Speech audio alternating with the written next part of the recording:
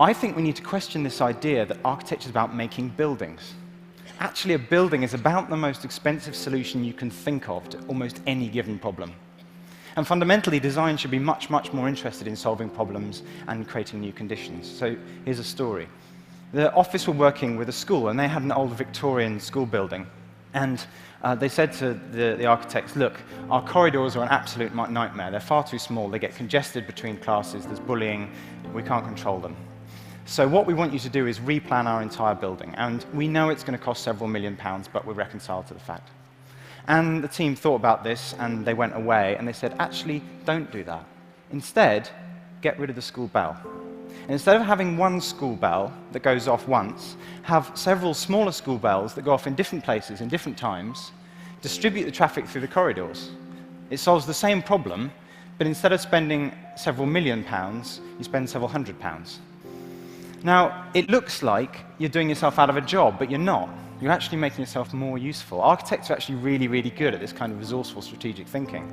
And the problem is that, like a lot of design professions, we got fixated on the idea of providing a particular kind of consumer product. And I don't think that needs to be the case anymore.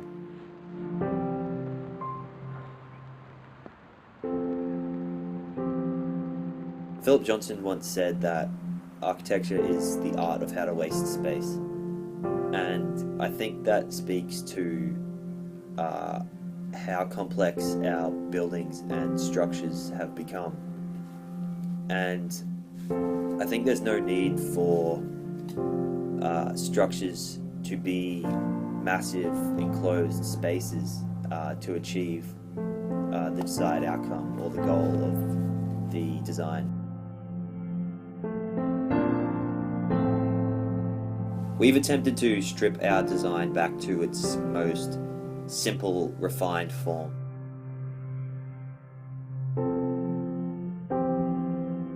To create a form that speaks directly to the experience of the site.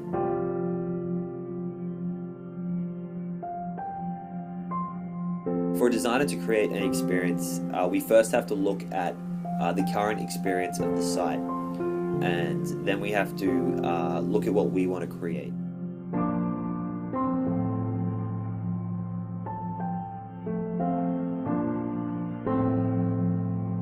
Howard Smith Wharves at the moment is a very lonely, isolated place, and people will rarely enter the site. Even when it was open, they would just be going to and from work.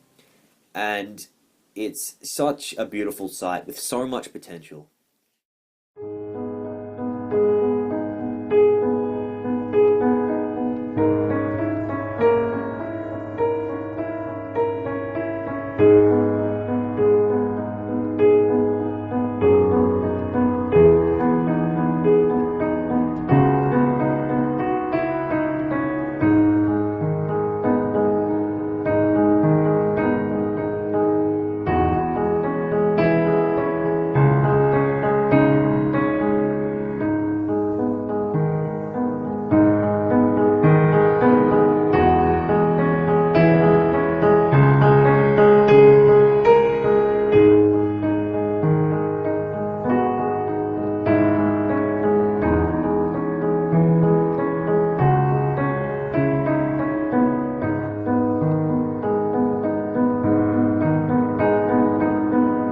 We want to create a social hub where interaction thrives and diversity flourishes.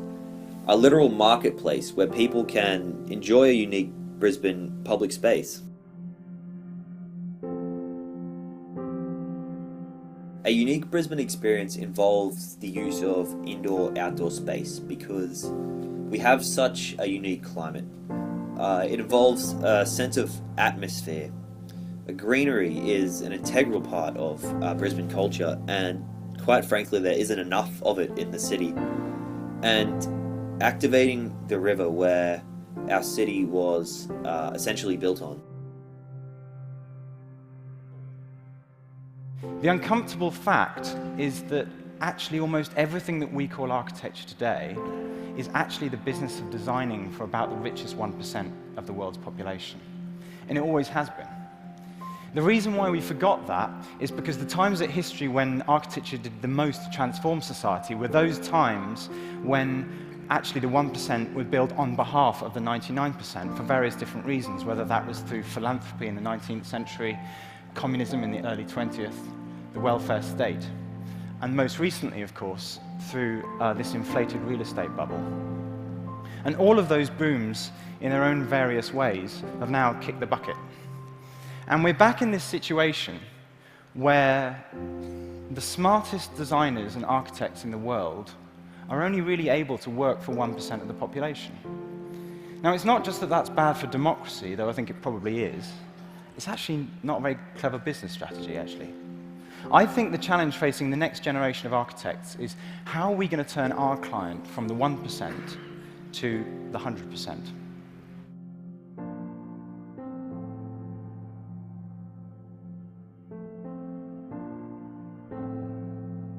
Brisbane wants to become Milan, high fashion, dining, luxury. Our proposal strives to keep a sense of diversity in a city that's heading in only one direction.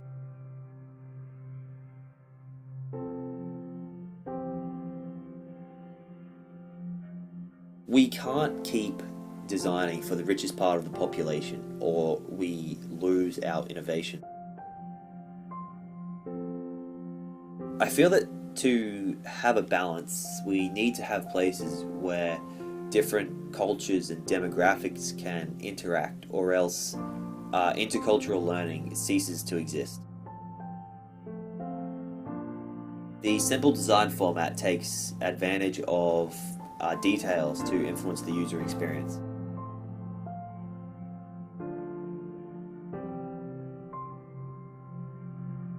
The late afternoon sun is shaded by strategic use of shade sails and trees.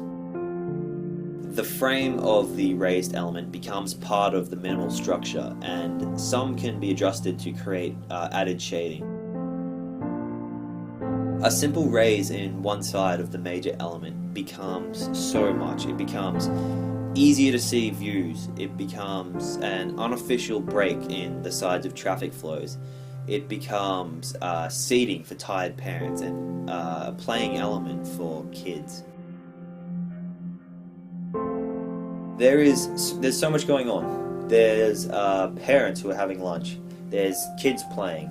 There's a couple taking a stroll. There is a mother who has come to get her groceries for the week. There's a stall owner who is teaching one of his customers how to make a dish that she has enjoyed for so long. And these are the stories that this site has the potential for, but at the moment, Brisbane is heading away from.